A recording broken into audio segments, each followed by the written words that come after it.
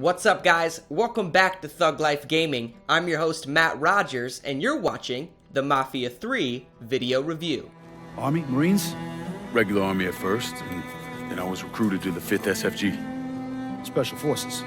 I told you he was something else. Now, not that anything's gonna go wrong, but just in case, goddamn, don't you want a man like that on your side? Well, if you're vouching for him, Sal, that's good enough for me. They all the same. Hey, take the one on the end. It's your cut, plus what I owe you. Even put in a little extra for your trouble. Couldn't have pulled it off without you, Sammy. Y'all done right by me tonight. Mwah. Mwah. Mafia 3 is presented in a documentary-style format, focusing around the main character known as Lincoln Clay. After returning home from the Vietnam War, Lincoln makes the conscious decision to take part in his family's business, which, as you can guess, is a criminal enterprise. Now, the results of this decision become somewhat of the driving force behind much of the drama contained in many of the game's cutscenes. The emotion involved is even further reinforced by the game's motion capture. Whether you're referring to the facial expressions, body movements, or the incredible voice acting, the mocap of Mafia 3 not only exceeds today's standards, but also can compete with the gaming industry leaders. Furthermore, the mobster/gangster mentality or themes that you will grow fond of throughout your experience also carry over into the player's environment. If I'm being honest with you, this game's soundtrack is arguably the best that I have ever heard. Music icons such as Johnny Cash, Sam Cooke, or The Temptations are just a few of the legendary artists that you'll be able to listen to while you're cruising around New Bordeaux, which in and of itself is also very impressive. You might find yourself cruising down the main strip, disposing of a body by feeding it to the alligators in the bayou, or just simply observing the city skyline.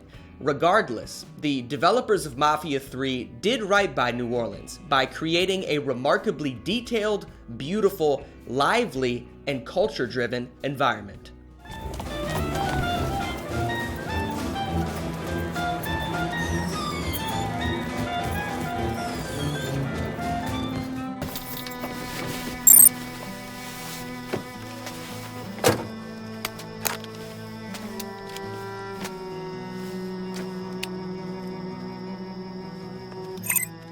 The first few hours of this game are meant to hook you in, and truthfully, the developers do a great job of that. Around the 2 to 3 hour mark, the player will witness an emotional plot twist that successfully creates a connection between the player and the game itself. You begin to actually care about these characters. Unfortunately though, once the game exposes you to the city's open world style of environment, things start to go downhill. My biggest issue is how repetitive the gameplay is. The vast majority of your time playing Mafia 3 will be spent taking over districts of the city.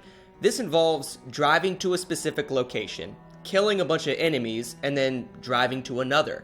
Eventually, the district leader will reveal himself, and then after simply eliminating him as well, you assign that district to one of your underbosses. With this portion of the game taking up around 8 to 10 hours of my total gameplay time, I'd be lying if I said I didn't become at least a tad bit bored and or frustrated.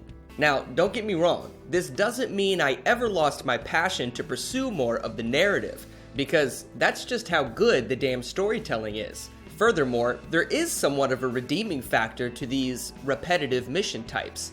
For me personally, it's the combat mechanics. Making the decision of whether or not to engage a conflict stealthily by witnessing the brutally epic takedown animations, or just going in guns blazing was always extremely fun when considering how fantastic the sound effects are and how realistic each gun feels.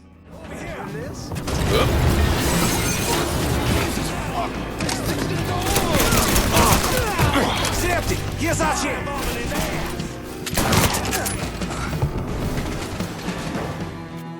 And you have my word that all payments will continue as scheduled. None of our business associates need to concern themselves with our recent difficulties. Yeah? Okay. I'm counting on you here, Tony. Don't fuck this up. In total, while playing Mafia 3, I racked up around 20 hours of gameplay. Now yes, half of this time is spent completing those repetitive objectives that I mentioned earlier, but that's not to say that they ever quite ruined the game for me. There's two main reasons for this. Number one, the aspect of asset loyalty became very engaging. Buddy up with Cassandra, and you might find yourself with a larger arsenal of weapons. Whereas if Vito is your go-to guy, then you're probably going to enjoy an extra squad of hitmen alongside you. However, if you divide the city's racketeering districts unevenly amongst these underbosses, then the game's storyline may change depending on whether or not they decide to betray you. Which brings me to the second reason of why I never quite wanted to put my controller down. Periodically throughout your experience, the developers insert what I consider to be true story missions rather than those district objectives that really do teeter along the edge of pure brilliance. Without spoiling too much for you, just know that besides the fact that there's no achievement for finding all of the collectibles, when you finally finish Mafia 3, I have no doubt that you'll feel completely satisfied. Go on, they're waiting on you. The next challenger to face Nick Boom Boom Beaumont comes in at over 6 feet tall, weighing approximately 220 pounds. This is Jackknife Johnson! From the moment you start up this game, all the way to the ending credits, every single cutscene or cinematic contains industry-leading motion capture and voice acting. On top of that, the city of New Bordeaux has never felt more alive. Now, very early on in the story, a player will witness a plot twist that, more likely than not, will convince you to pursue the rest of the game's narrative.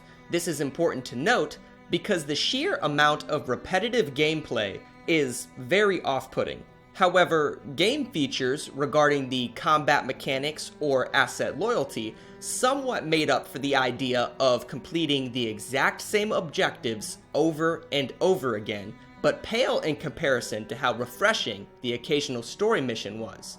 Mafia 3 is without a doubt a good game, but its failure to focus more on its phenomenal story causes it to fall just short of being great.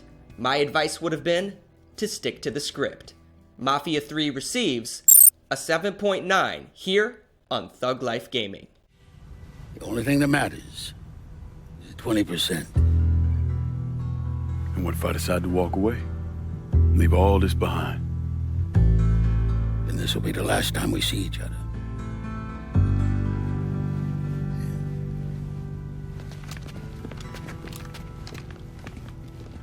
Best of luck to you, son.